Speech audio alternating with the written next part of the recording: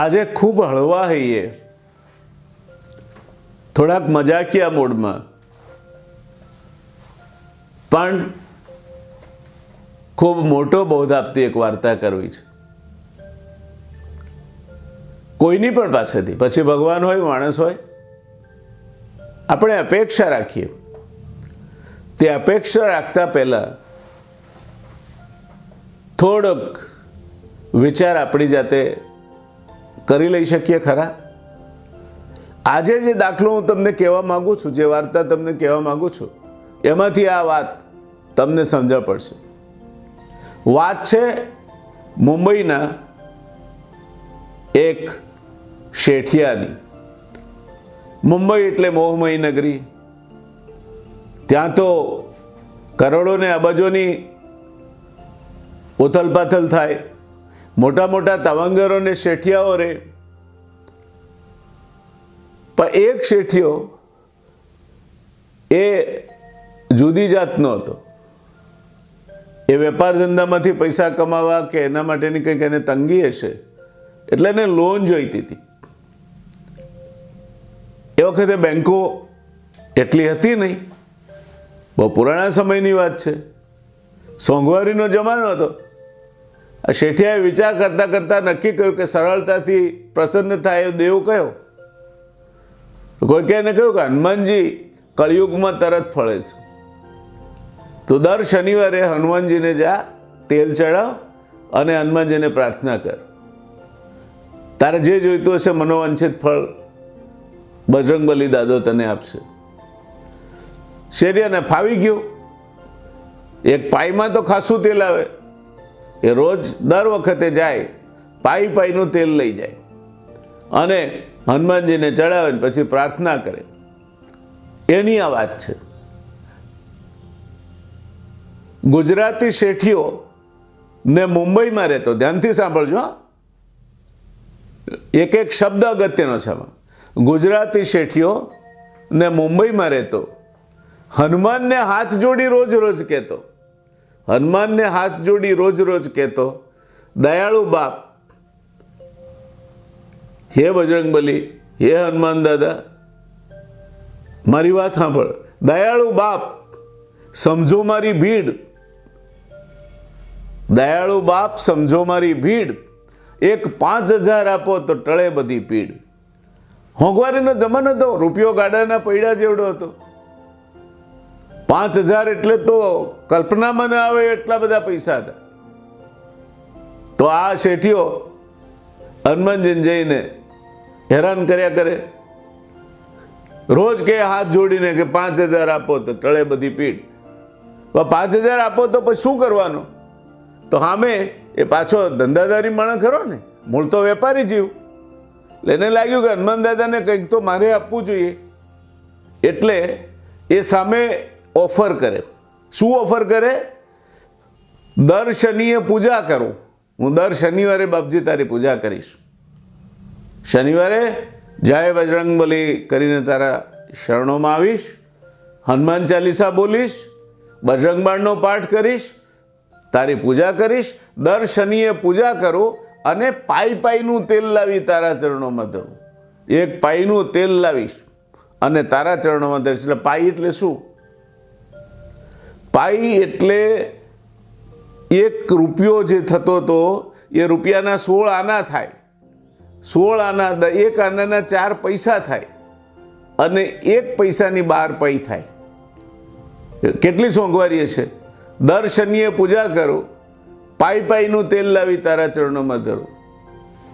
તો આ હનુમાનજી કંટાળે કા રોજ માથું ખાય છે આવીને? તો જાગતો દેવ છે. અને હનુમાનજી એટલે તો શક્તિનો દેવ.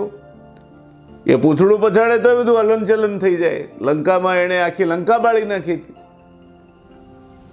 તો વાણિયાની વાત સાંભળી, શેઠિયાની વાત સાંભળીને બાપજી ગુસ્સે થઈ ગયા. એક દાડો એનો વારો આવે ને, એટલે એણે પેલાને સામે કહ્યું, રોજ રોજ આવું સાંભળી હનુમાનને ચડી રીસ, પથ્થરમાંથી પેદા થયા, બોલ્યા નાખી રીડ.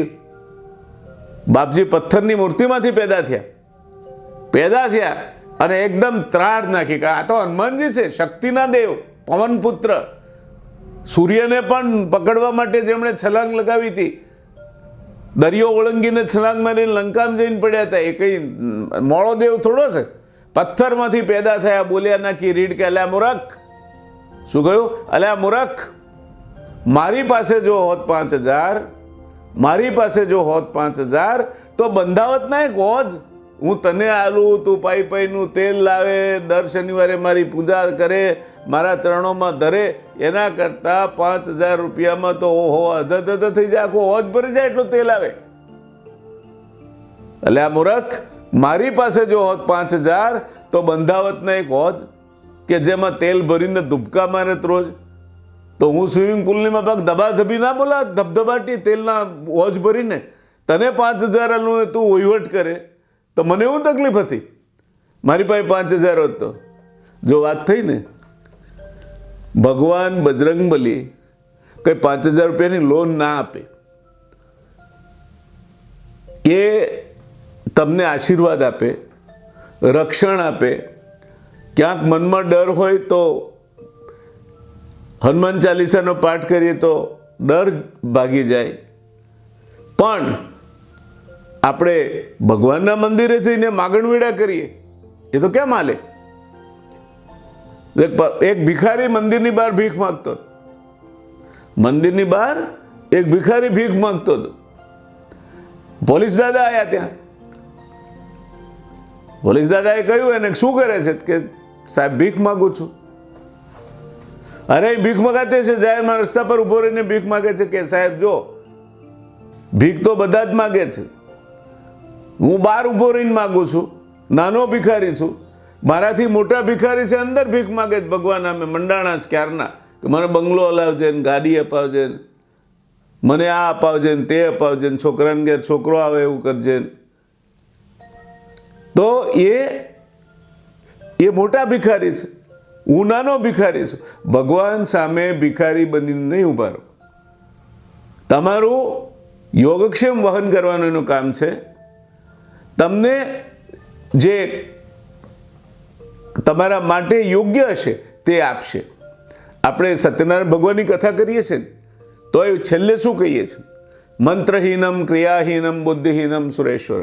હું તો, મને મંત્રનું પણ ભાન નથી. આ ક્રિયા કરી, પૂજાની વિધિ કરી, એમાંય મને કંઈ આવડત નથી, અને બુદ્ધિ તો છે જ નહીં. મંત્રહીનમ ક્રિયાહીનમ બુદ્ધિહીનમ સુરેશ્વર. હે ભગવાન, મારામાં કંઈ નથી, અને એટલે મેં તારી પાસે બધું માગ્યું મારી મર્યાદિત બુદ્ધિ અને સમજ પ્રમાણે. પણ તારે શું કરવાનું? તો છેલ્લે એક વાક્ય આવે છે, એમાં આખો સાર આવી જાય.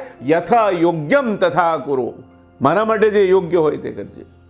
આ યથા યોગ્યમ તથા કુરુ વાળી ભાવના કેળવશો ને તો ક્યારેય નિરાશ થવાની વાત નહીં આવે. ક્યારેય તમે નિરાશ નહીં થાવ. જે થાય છે સારા માટે થાય છે. તમને સમજ પડે નહીં પડે, ઈશ્વર 1000 હાથવાળો ધણી બેઠો છે. માગો છો શું કરવા એની પાસે? તમે જેને લાયક હશો તમને આપશે. માગો તો એની પાસે માગો કે જેનામાં તમને આપવાની અગાધ ક્ષમતા છે, અને ઈશ્વર છે. પણ એની પાસે ન માગો એટલા માટે કે તમારા હિતમાં શું છે એને ખબર છે. માટે યથા યોગ્યમ તથા કુરુ, આ ભાવનાને કેન્દ્ર સ્થાને મૂકી દેવદર્શને જાઓ. આ ભાવનાને કેન્દ્ર સ્થાને મૂકી પૂજા પાઠ કરો. આ ભાવનાને કેન્દ્ર સ્થાને મૂકીને જીવન જીવો. તમારું જીવન બાગ બાગ થઈ જશે.